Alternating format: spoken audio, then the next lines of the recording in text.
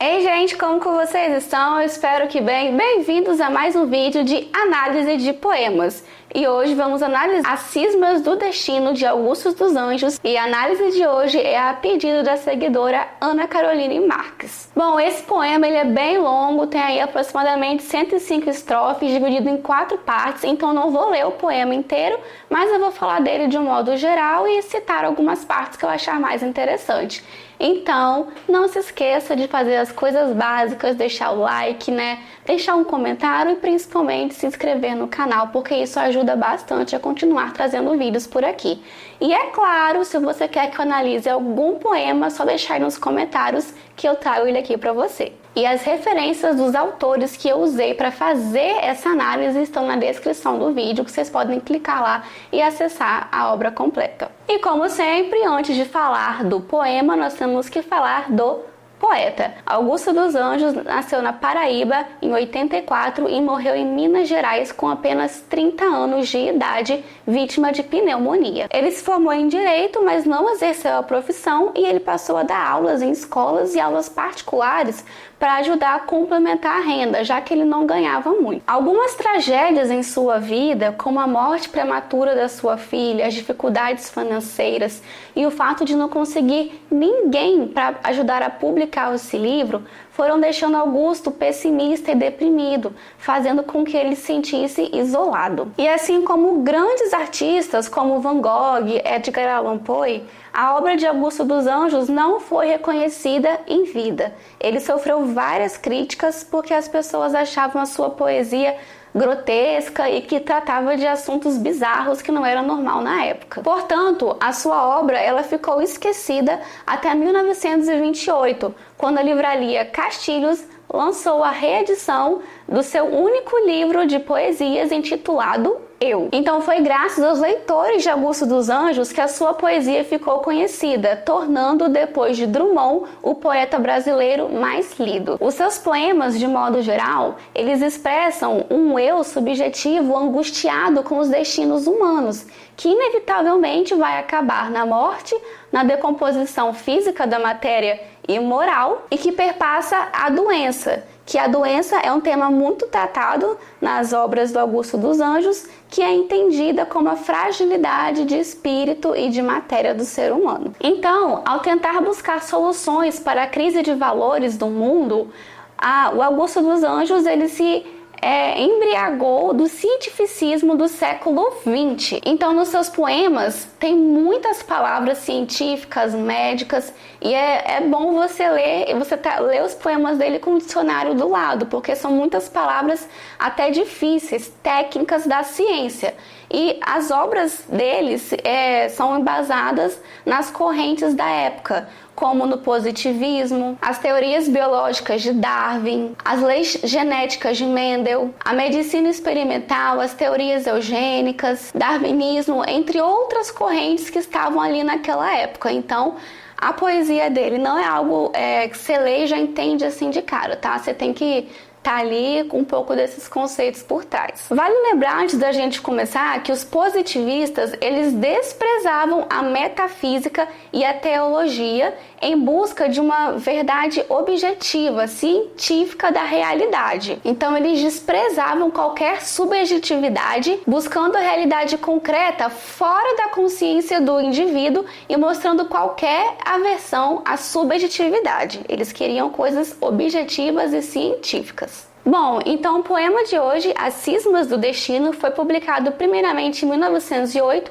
e depois como parte do seu único livro de poesias intitulado Eu, em 1912. Eu vou deixar o link desse livro aqui na descrição. Nesse poema, o eu lírico, ele busca desvendar os mistérios da vida, ou seja, o que rege os fenômenos da natureza. O próprio título, As Cismas do Destino, já traz um certo questionamento filosófico e moral sobre o destino que a humanidade estava tomando naquela época. Porque toda a ideia de progresso que ele estava vivendo naquela época, que era virado do século XIX para o XX, que estava muito em alta, a revolução tecnológica, ou a segunda revolução industrial, industrial e pelo capitalismo desenfreado, né? Então toda essa ideia aí de progresso estava se mostrando muito falha. Então estava tendo muitas crises de valores éticos e morais na sociedade. Então, a partir do positivismo e de outras teorias científicas que eu falei que o Augusto comungava,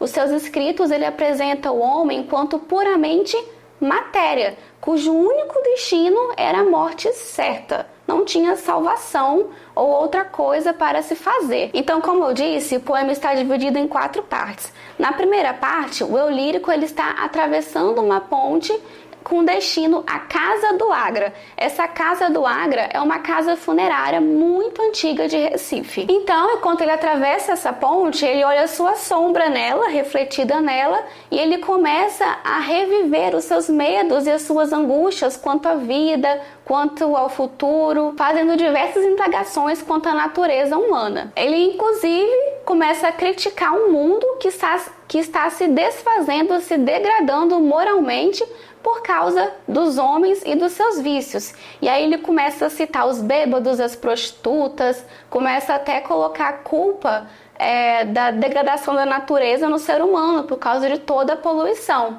Que aí ele fala exatamente isso nesses textos que eu vou ler aqui para vocês. Nas agonias do delirium tremens, os bêbados alvares que me olhavam, com os copos cheios, esterilizavam a substância prolífica dos sêmens. Enterravam as mãos dentro das goelas e, sacudidos de um tremor indômito, expeliam, na dor forte do vômito, um conjunto de gosmas amarelas. Iam depois dormir nos lupanares, onde, na glória da concupiscência, depositavam quase sem consciência as derradeiras forças musculares. E, inclusive, nesse percurso começa uma forte ventania que desencadeia sua tuberculose. Ele começa a tossir muito, inclusive a tossir sangue, e ele culpa a humanidade pelo seu estado, como se a doença dele fosse consequência da transgressão da natureza, né, da poluição do ar, como eu tinha falado. A gente pode notar essa parte nesses trechos aqui. A noite fecundava o ovo dos vícios animais.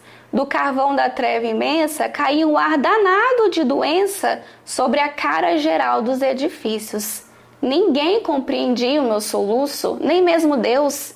Da roupa pelas brechas, o vento bravo me atirava flechas e aplicações e emais de gelo russo. Vale ressaltar que Augusto ele nunca foi tuberculoso, só que ele tinha uma fixação por essa doença. Tanto que em seus escritos tem várias descrições um pouco até nojentas de escarros, tosses, vômitos, ele expelindo coisas nojentas. E, inclusive, nessa primeira parte do poema, ele faz uma descrição bem detalhada sobre o escarro e o cuspe. Isso tudo para enfatizar a fragilidade e a debilidade humana. Ele diz assim: e a saliva daqueles infelizes inchava em minha boca de tal arte que eu, para não cuspir por toda parte e engolindo aos poucos a hemoptices. Não sei, não é? Enterravam as mãos dentro das goelas e, sacudidos de um tremor indômito, expeliam, na dor forte do vômito, um conjunto de gosmas amarelas. E é importante falar também que na poesia de Augusto, 3 símbolos aparecem com bastante frequência. Embora o Augusto não seja simbolista, ele pegou algumas das suas características como esses símbolos. Então, os símbolos que mais aparecem são a cor vermelha, que lembra o sangue, o verme e as cinzas, que são símbolos da finitude humana, da finitude da matéria do corpo, da certeza da morte, da ruína, do apodrecimento da carne. Isso tudo reflete a completa falta de sentido da existência humana pela revolta diante de sua condição, que o homem nada mais é do que matéria podre. E essa obsessão pela cor vermelha que lembra o sangue, ele inclusive fala nesse poema, nessa parte aqui. No ardor desta letal tórrida zona, a cor do sangue é a cor que me impressiona e a que mais neste mundo me persegue. Essa obsessão cromática me abate. Não sei por que me vem sempre a lembrança, o estômago esfaqueado de uma criança e um pedaço de víscera escarlate. Então, é um elemento que aparece eu acho que em todas as poesias dele, que é para lembrar, realmente a cor vermelha, ela remete tanto ao nascimento, né, do sangue, quanto a morte, que simboliza essa finitude humana, essa existência que é efêmera, que é passageira. Bom, na segunda parte do poema, o narrador ele começa a testemunhar a decadência da vida urbana e começa a divagar sobre os seus seres, sejam eles reais ou não. Porque, como eu falei, ele vê os bêbados, as prostitutas, os ladrões, e ele até começa a divagar sobre fadas, duendes e seres que não existem. E essa parte que ele está meio que nesse delírio pode ser vista nesses versos. Os esqueletos desarticulados, livres do acre fedor das carnes mortas, rodopiavam com as brancas tíbias tortas numa dança de números quebrados. Todas as divindades malfazejas, Siva e Arimã, os duendes, uinhos, tragos, imitando o barulho dos engasgos, davam pancadas no adro das igrejas. Nessa hora de monólogos sublimes, a companhia dos ladrões da noite, buscando uma taverna que os açoite, vai pela escuridão pensando crimes. Bom, de acordo com Anne Grace Macedo, que é uma das autoras que eu utilizei para ajudar a fazer essa análise, esses delírios que ele está tendo revela o poeta imerso numa tensão, numa angústia diante da maior resposta que ele e a ciência buscam, que na verdade é a resposta para uma pergunta simples: o que é o homem, afinal? E embora a vida se mostre como uma sucessão de misérias, o poeta ele se recusa a acreditar que a vida é só isso, que tudo na vida vai acabar na morte. Em determinada parte do poema ele até expressa alguma esperança em seu íntimo da morte não ser o fim de toda a existência, mesmo que a ciência negue isso. A gente pode ver essa esperança nessa parte aqui, ó. Foi no horror dessa noite tão funérea que eu descobri, maior talvez que visse, com a força visualística do Lince, a falta da unidade na matéria. Ou seja, que ele percebe que realmente o homem ele é só um ser imerso no universo e que ele não é nada assim de especial.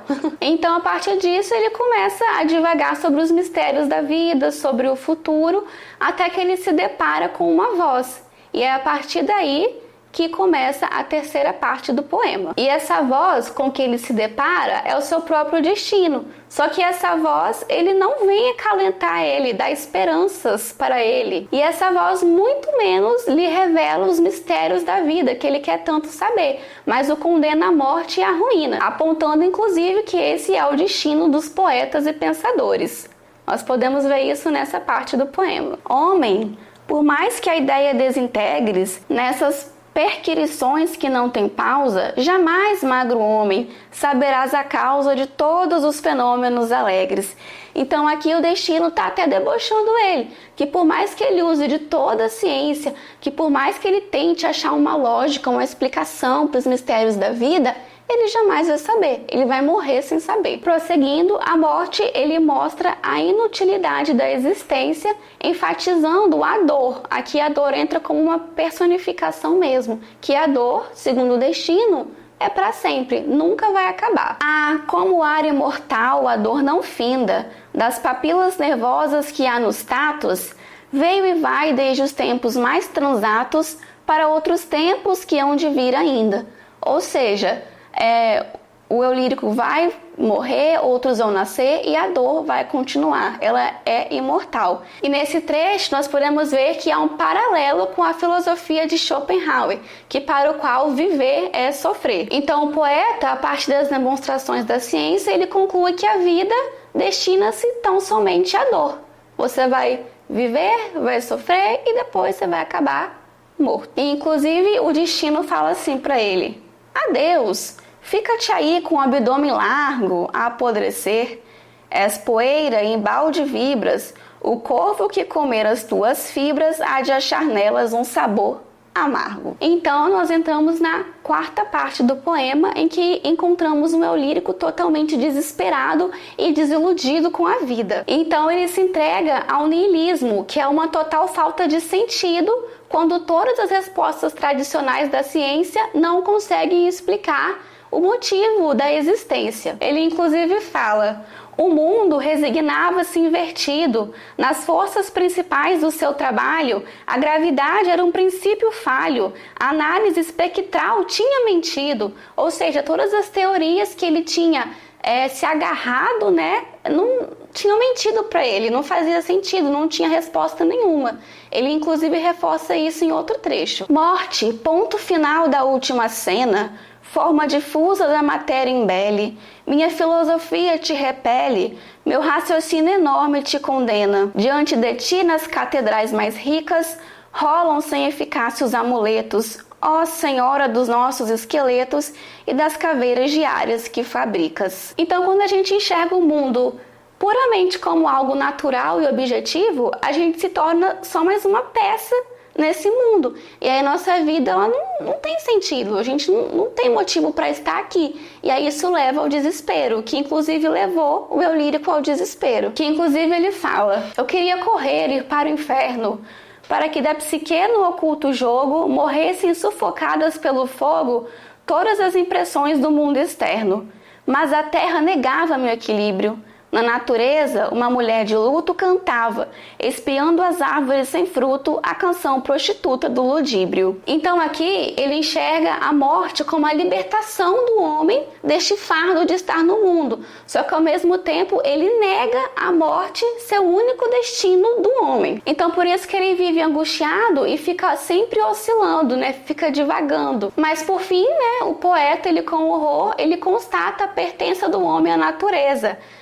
O homem como essa matéria, que inclusive essa matéria ela é devorada pela doença. Então ele termina o poema desiludido, desesperado, querendo achar uma explicação científica para os mistérios da vida, mas ao mesmo tempo não conseguindo essa explicação, e ele fica extremamente angustiado. E o último paralelo que podemos fazer com esse poema é com o poema que nós já analisamos aqui, que é a Máquina do Mundo. E na Máquina do Mundo, o eu lírico ele também está em busca de desvendar essa máquina do mundo, ou seja, os mistérios da vida, descobrir o sentido da vida. Só que nesse poema Máquina do Mundo, quando o eu lírico ele está de frente com a verdade, ele está prestes a descobrir a verdade, ele não quer, porque ele tem em mente que ele nunca vai conseguir descobrir. E já aqui é-lhe negada essa verdade, ele não tem acesso a essa verdade. Então isso o consome, o deixa deprimido